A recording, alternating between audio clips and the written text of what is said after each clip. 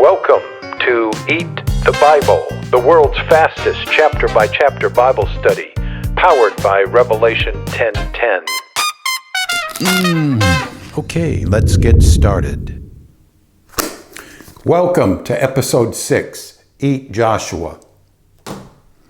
With everything that's been written so far in the 5 previous books, Genesis, Exodus, Leviticus, Numbers, and Deuteronomy, it's shocking to realize that 2 million Jews are still wandering in the desert without a place to call home. All that is about to change with Joshua. It's a detailed account of the military maneuvers required to dislodge the current occupants in Canaan. Now, if you have not seen the 7-minute introduction, click the link up here. You need to watch it. Otherwise, a lot of what follows isn't going to make sense. Meanwhile, a 60-second recap. We're following 4 threads that weave their way through the entire Bible. All begin with the letter S. Sacrifice, Satan, script, self. Sacrifice, specifically blood sacrifice. It's the first rule God put in place 6,000 years ago in the Garden of Eden.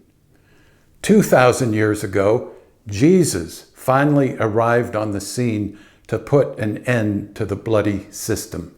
Jesus himself became the ultimate and final sacrifice. Satan, the second smartest person in the universe, his mastery over your brain, your perception of reality, is beyond frightening. Script. Up in heaven, there is a script of your life. It's been there since, get this, before the Garden of Eden. Every thought, every word that you will say tomorrow, every decision that you will make tomorrow, it's already written on the pages of your script. And finally, self. If you want to improve yourself, you've come to the right place. There are 12 situations listed here. When we find ourselves stuck in one of them, hopefully you will apply the 24-hour rule. Ephesians 4:26 says, we've got 24 hours to resolve it. Anything beyond that, a portal in our brain threatens to open up. And guess who's there, anxious to barge in and cause trouble? Satan. Satan's specialty is hacking our minds and our DNA. Now, Joshua starts out on a very positive note. Be strong and courageous. But halfway through, we're going to see compromises made with the enemy, setting the stage for the next book, Judges. The Hebrew name for Joshua is Yeshua. Translating Yeshua into Greek, we get Jesus. Not surprisingly, we're going to see Jesus' fingerprints all over this. So, what time is it? It's time to Eat Joshua. Moses is dead. His longtime apprentice Joshua now leads the Jews. They're told by God to conquer all the land between the Euphrates River and the Mediterranean Sea. Did you catch that? We're talking about an area many times larger than the tiny sliver of land they ended up with in 1948. 3 times they're told to be strong and courageous, but they're also told to meditate on the Torah around the clock. And there is the balancing act, to be led by God and not letting your enthusiasm, yourself, run ahead of God. How many days was Jesus in the grave?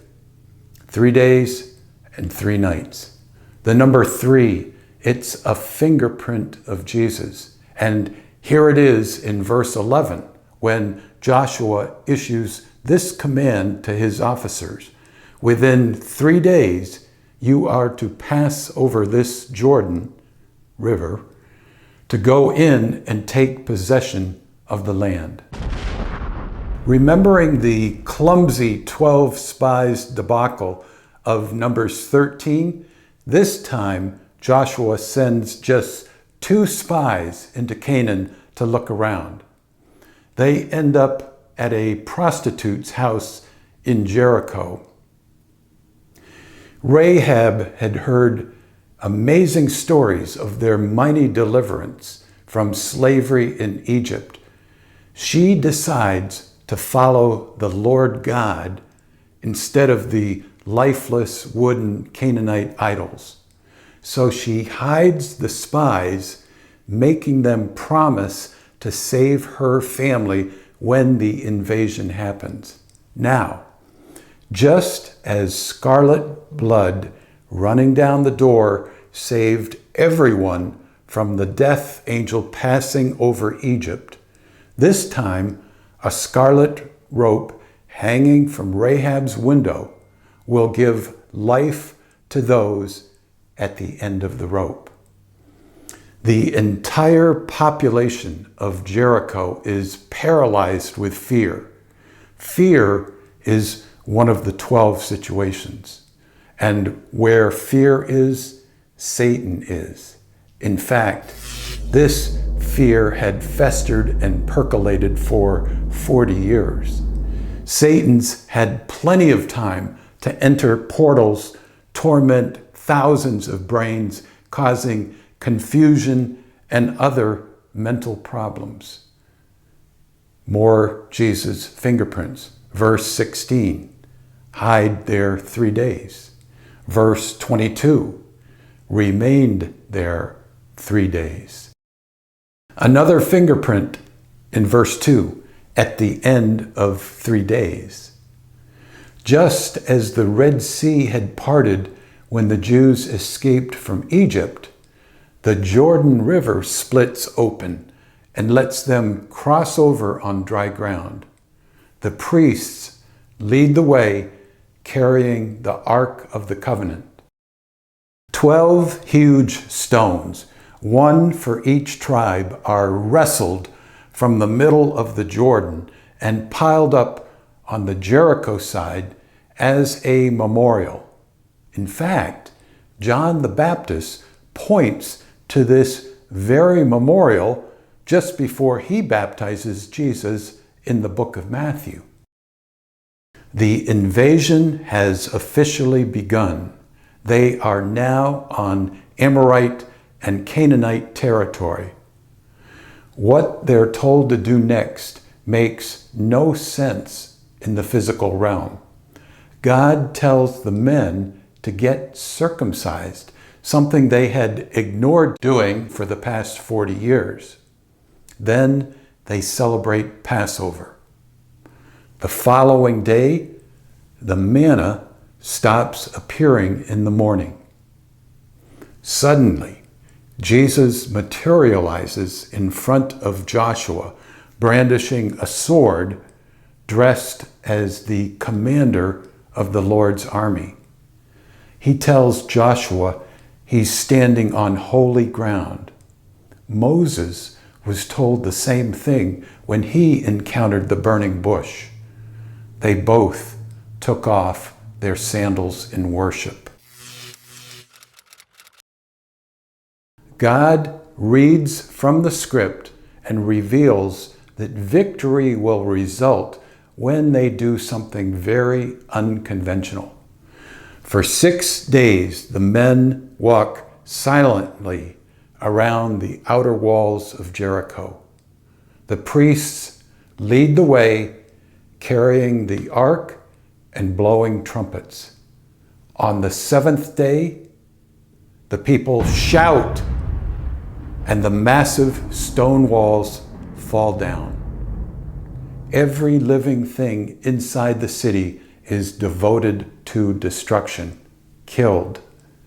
Only Rahab and her family survive because the cord that's the color of blood is hanging from her window. Rahab ends up marrying Salmon from the tribe of Judah. This is the family line that King David comes from, and later, Jesus. Immediately following their Jericho victory, the Jews try to conquer the town of Ai, but suffer a humiliating defeat.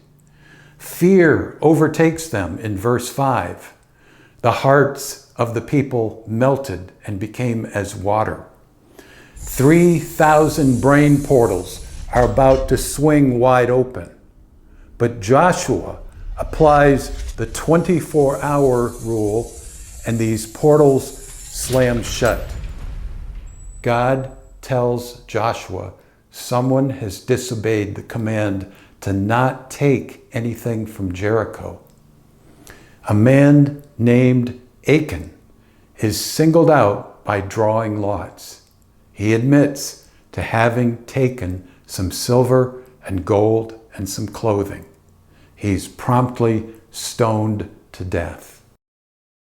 Joshua's brilliance as a military strategist is seen when they finally defeat the city of Ai. Everyone inside is devoted to destruction. Joshua builds an altar to the Lord. A peace offering is sacrificed. Then the Jews travel to Mount Ebal and Mount Gerizim. The curses of the Lord listed in the Torah are read from one peak, and then the blessings of the Lord are read from the other peak. The Gibeonites, enemies from a nearby town, fool the Jews into believing that they're actually friends from far away. Joshua makes his first big mistake by not praying for discernment. He trusts in his own instincts. He trusts in himself rather than leaning into God. Consequently, he pledges to treat them kindly. But after 3 days, another Jesus fingerprint, after 3 days, they realize the Gibeonites had lied. Too late. A pledge is a pledge. But as punishment, they are relegated to servant status forever. 5 kings war against Joshua's army. God plants thoughts of irrational fear in the enemy's minds. And if that's not enough, God then orchestrates massive stones to fall on them from the sky. Joshua then prays for a longer day so he can finish them off. God obliges by stopping the sun for a few more hours. By the way, this is a foretaste of what's going to happen in the end times, which we are in right now. We're already surrounded by the irrational, delusional thinking injected by God into the brains of non-believers. That's 2 Thessalonians 2:11. And just as political leaders will be hiding in underground bunkers during the time of Revelation, Joshua's enemy kings also hid in caves before they were summarily executed. And so the conquest of southern Canaan is wrapped up. Total success, no prisoners, no mercy. Joshua's army now focuses on northern Canaan. Unlike the south, where everything and everyone was devoted to destruction, now words of compromise like yet and but appear. Look at verse 13. But none of the cities that stood on the mounds did Israel burn. Even Nephilim are left in cities like Gaza, Gath, and Ashdod. A list of all the kings defeated by Israel, 2 by Moses, the remaining 31 by Joshua. Land yet to be conquered is described. Verse 13, yet the people of Israel did not drive out the Geshurites or the Maacathites. The death in battle of the false prophet Balaam is mentioned. 85-year-old Caleb finally receives his own land inheritance, the city of Hebron. Nephilim are in the vicinity. Caleb drives out 3 Nephilim. Before attacking Debir, Caleb offers to give his daughter Achsah in marriage to the man who captures the city. Othniel is the lucky guy. Later on, she rides her mule to her father with a request for more land. The New English Bible of 1970 translates the next verse this way. As she sat on the ass, she broke wind, and Caleb asked her, "What did you mean by that?" She replied, "I want a favor from you." Back to the English Standard Version. More words of compromise. Verse 63. But the Jebusites, the inhabitants of Jerusalem, the people of Judah could not drive out. The price of those compromises will be felt for thousands of years. As we speak, the Jews are struggling to coexist with their neighbors who want to wipe Israel off the map. Ephraim and half of Manasseh received their land. Verse 10, however, they did not drive out the Canaanites who lived in Gezer. The daughters of Zelophehad, part of the tribe of Manasseh, received the land designated for them.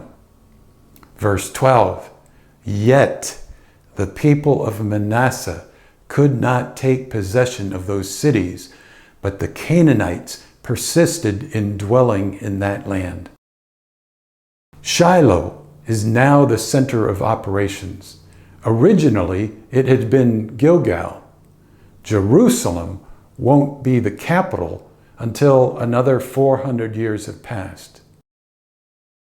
The tribes of Simeon, Zebulun, Issachar, Asher, Naphtali, and Dan get their land by lot. Joshua is given the city of Timnath-Serah. 6 cities of refuge are designated as sanctuary cities for people guilty of involuntary manslaughter. The tribe of Levi, the priests, get 48 cities with pasture land to live in, but they don't own anything. The 2.5 tribes who chose to live on the east side of the Jordan head home. Once there, they start to worry and fear for their future, probably because of the distance. Fear opens up a portal.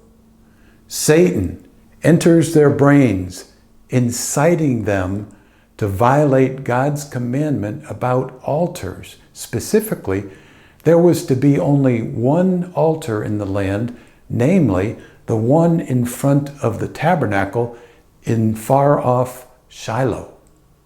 So what did they do? They build this massive, supersized altar. The tribes on the west side of the Jordan see it, and they become so upset, they prepare for civil war. Cooler heads finally prevail when dialogue happens and their real intentions are confessed. Joshua reminds Israel that they must eliminate all their enemies. Verse 10, 1 man of you puts to flight 1,000, since it is the Lord your God who fights for you, just as he promised you. If they mingle with surrounding nations, God will make life very difficult. Shechem becomes the next command center. Joshua issues a final challenge. Choose this day whom you will serve, but as for me and my house, we will serve the Lord.